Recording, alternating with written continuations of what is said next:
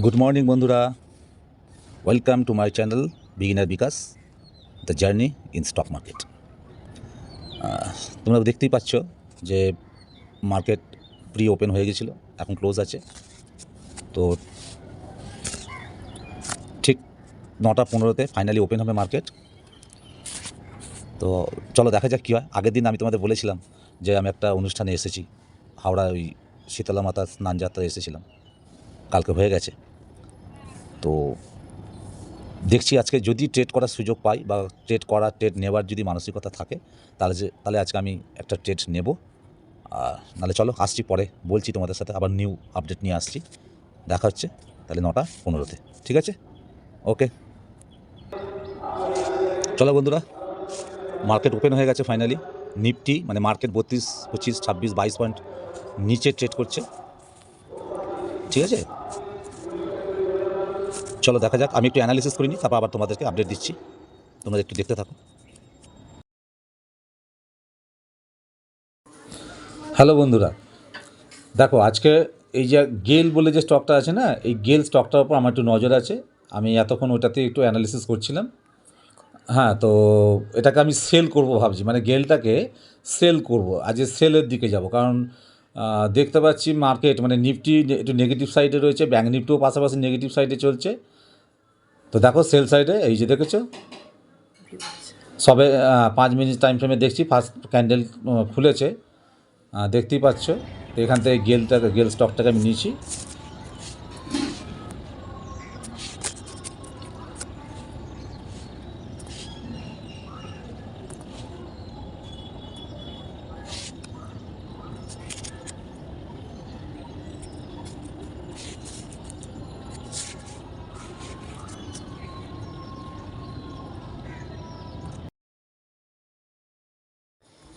দেখো বন্ধুরা, আমি এখন সেলের দিকে এসেছি, আমি কনফার্ম এখন নিচের দিকেই আসবে স্টকটা।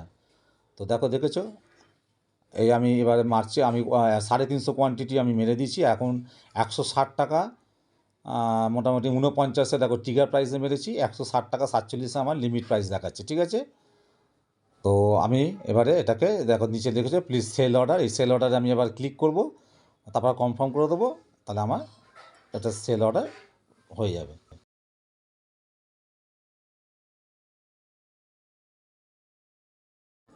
বন্ধুরা, আমার অর্ডার প্লেসড হয়ে গেছে, দেখো পেন্ডিং বলে দেখাচ্ছে। হ্যাঁ, এই এতক্ষণে ট্রিগার হয়ে গেছে, মানে আমার সেল অর্ডার কমপ্লিট এক্সিকিউট হয়ে গেছে।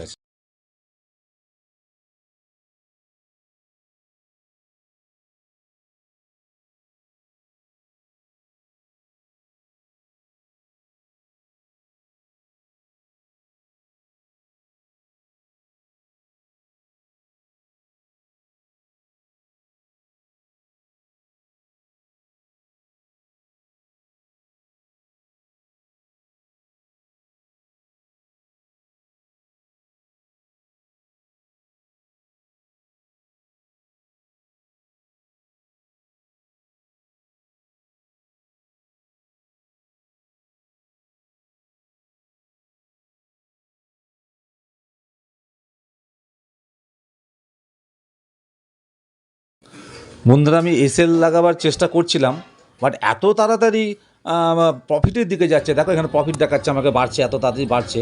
আমি আর মনে হচ্ছে এসএল লাগাতেই পারবো না, আমার তার আগে এক্সিকিউট করে যেতে হবে, মানে এক্সিট করতে হবে ট্রেড থেকে।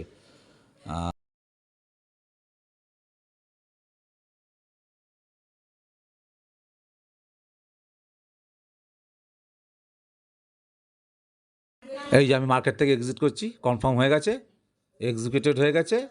দেখো আমি এখন প্রফিটে আছি, ব্যাস।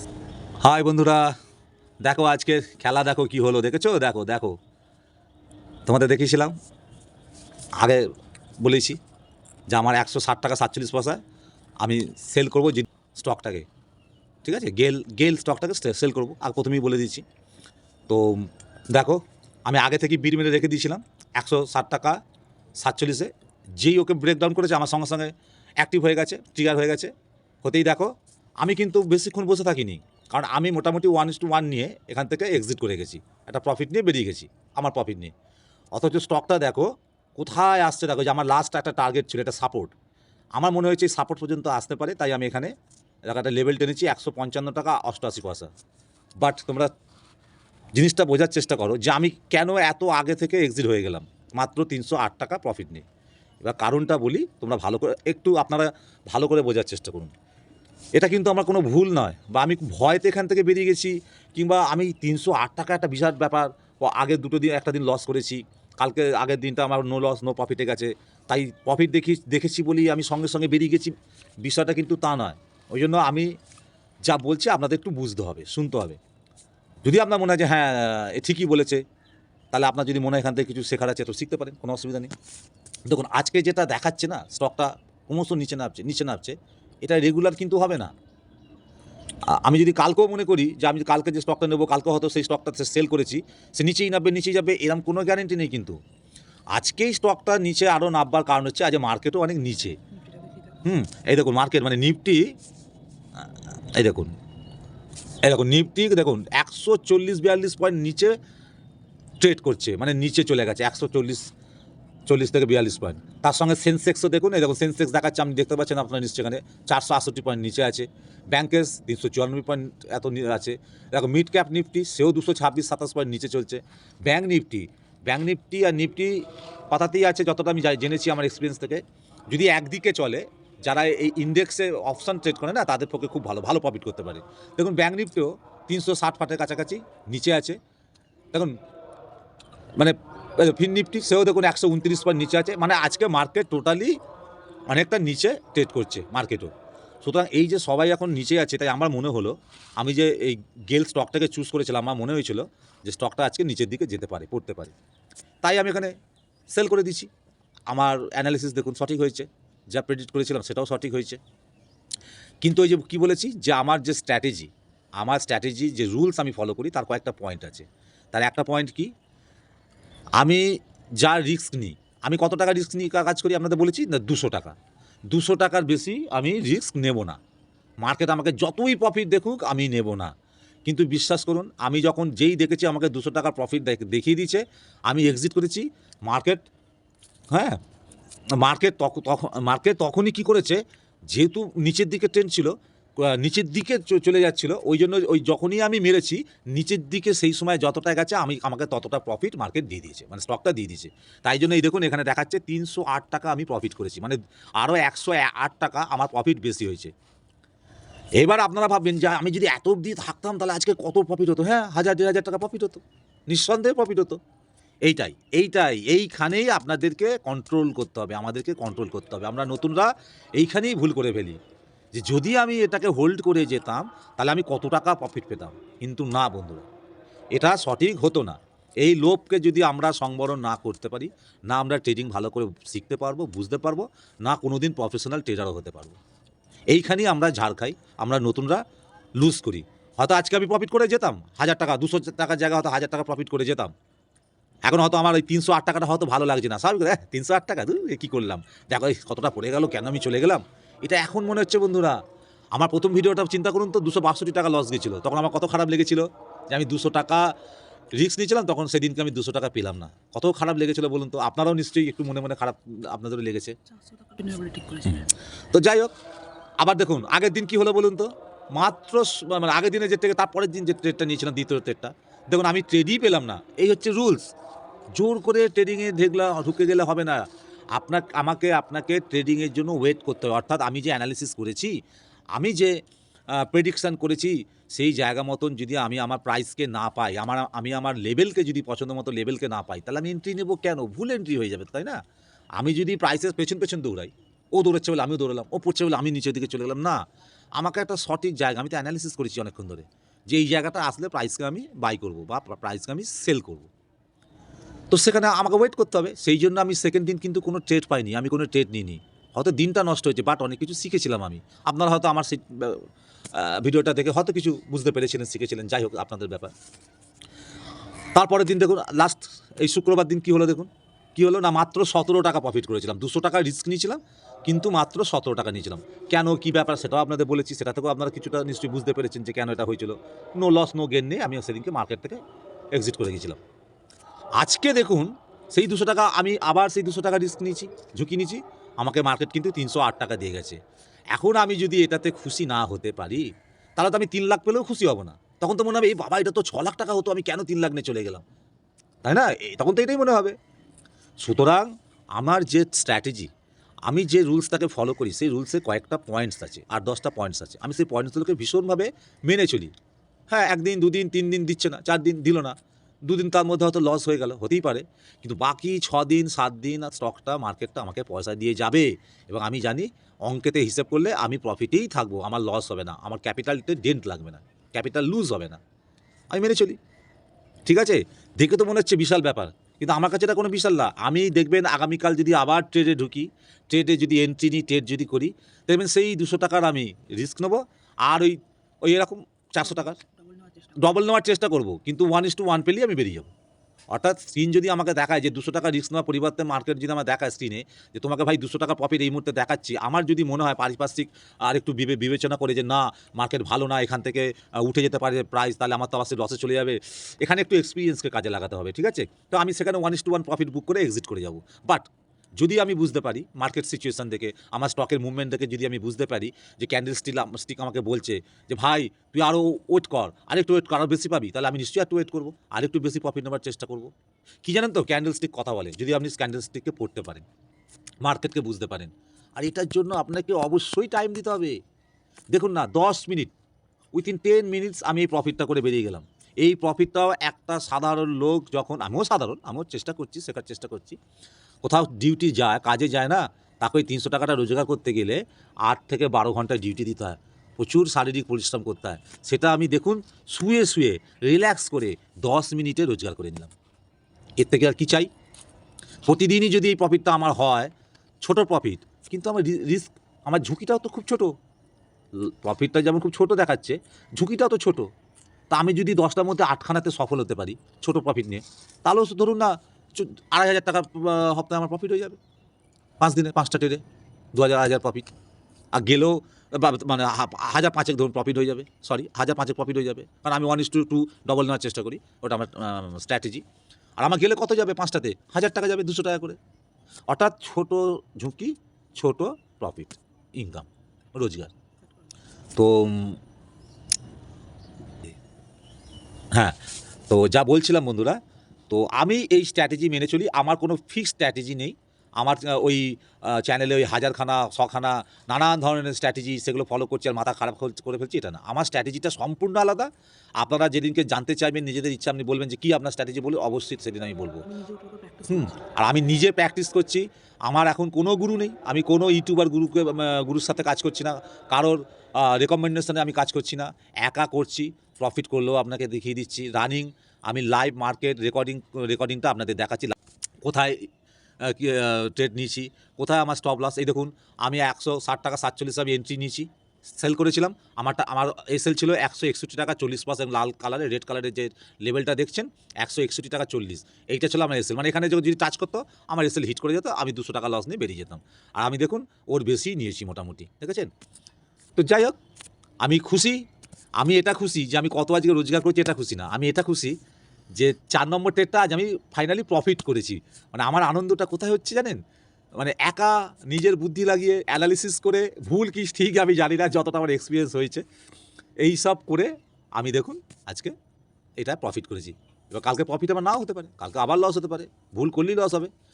আর ভুল করলেই লস হবে এটা ভুল কথা, কারণ ভুল ধারণা। কারণ মার্কেট কি করছে, স্টক যা করবে আপনার তাই হবে। স্টক যদি মনে করে আপনার মানে চিন্তাভাবনার সাথে যদি চলে, আমার প্রেডিকশান অনুযায়ী, আমার অ্যানালিসিস অনুযায়ী চলে, তাহলে আমি প্রফিট পাবো। আর মার্কেট যদি তার উল্টো চলে, তাহলে আমি লস পাবো।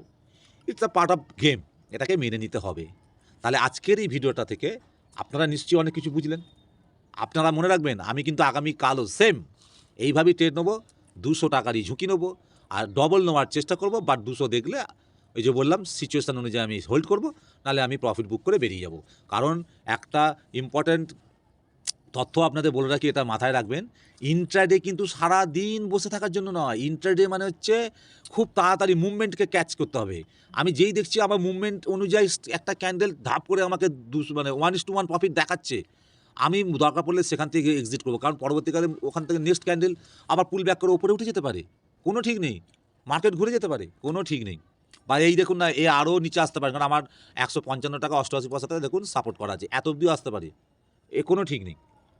তো আজকে এখানে এটা শেষ করছি, চলুন আপনাদের সঙ্গে ফিরে আসছি আবার সরাসরি। হাই, চলে এলাম ব্যাকে।